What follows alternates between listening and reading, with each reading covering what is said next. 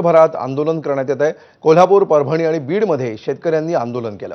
शक्तीपीठ महामार्गासाठीची सक्तीनं सुरू असलेली मोजणी थांबवावी अशी मागणी करण्यात येते आहे। या आंदोलनामध्ये शेतकरी वर्ग मोठ्या संख्येनं सहभागी झाला।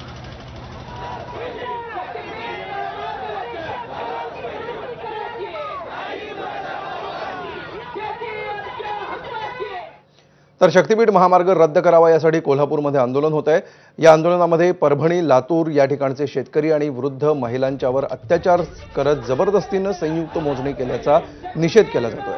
शिवाय मोजणी तातडीनं थांबवावी अशी मागणी आंदोलनाच्या माध्यमातून केली जाते। कोल्हापूर जिल्हाधिकारी कार्यालयासमोर आंदोलन सुरू आहे। यामध्ये शक्तीपीठ महामार्गाला विरोध करणारे शेतकरी मोठ्या संख्येनं सहभागी झाले।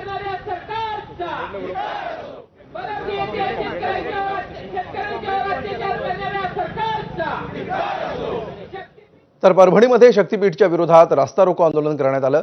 ठाकरेंची शिवसेना, स्वाभिमानी शेतकरी संघटना, काँग्रेस, प्रहार, किसान सभा इत्यादी संघटना या आंदोलनामध्ये सहभागी झाल्या होत्या। या रास्ता रोकोमुळे जवळपास 4 तास वाहतूक ठप्प झाली होती। या आंदोलनस्थळी मोठा पोलीस बंदोबस्त तैनात करण्यात आला होता।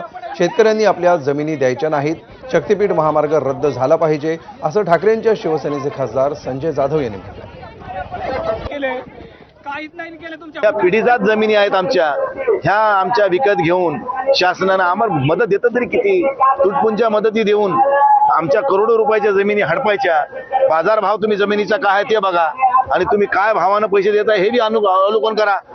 तुम्ही रेडी रेकनरच्या रेट प्रमाणे भाव देता, आमच्या भागातला रेडी रेकनरचा भाव कधी वाढलाच नाही। त्यामुळे आम्ही पैसे त्या घेरीच्या भावना घ्यायचे आणि आमच्या करोडोच्या जमिनी तुमच्या घशात घालायच्या, हे शेतकऱ्याला कुठेही मान्य नाहीये। कारण ही आमची माता आहे, आम्ही त्या जमिनी कसून आमची वर्षाची उपजीविका आम्ही भागवतोय। आमच्या उपजीविका आम्ही वाऱ्यावर सोडून आम्ही आमच्या जमिनी तुम्हाला देणार नाही, ही वस्तुस्थिती आहे। तर शक्तीपीठ महामार्गाविरोधात बीडच्या अंबाजोगाईमधील उपविभागीय अधिकारी कार्यालयावर बाधित शेतकऱ्यांनी मोर्चा काढला। शक्तीपीठ महामार्ग बेकायदेशीर असताना सुद्धा या सरकारनं निजामाला लाजवेल अशा पद्धतीनं काम केल्याचा आरोप यावेळी आंदोलकांनी केला। त्यामुळे फडणवीस सरकारच्या निषेधार्थ आज शेतकऱ्यांनी निदर्शनं केल्याचं सांगितलंय।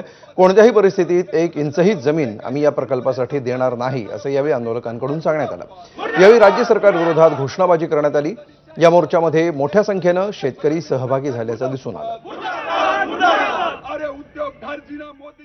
सनदशीर मार्गाने ह्या शक्तीपीठाची अधिसूचना निघाल्यापासून जे बाधित शेतकरी आहेत ते अतिशय संवेदनशील मार्गाने आपली मागणी करतायत की हा शक्तीपीठ बेकायदेशीर आहे, याची कुठलीही गरज नाही आहे।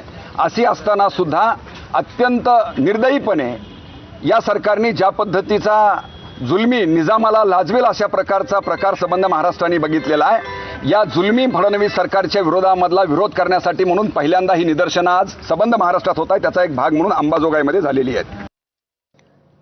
तर अजित पवार यांच्या जाण्यानं पोकळी निर्माण होणं म्हणजे काय असतं हे आपल्याला आज कळतंय। त्यांची पोकळी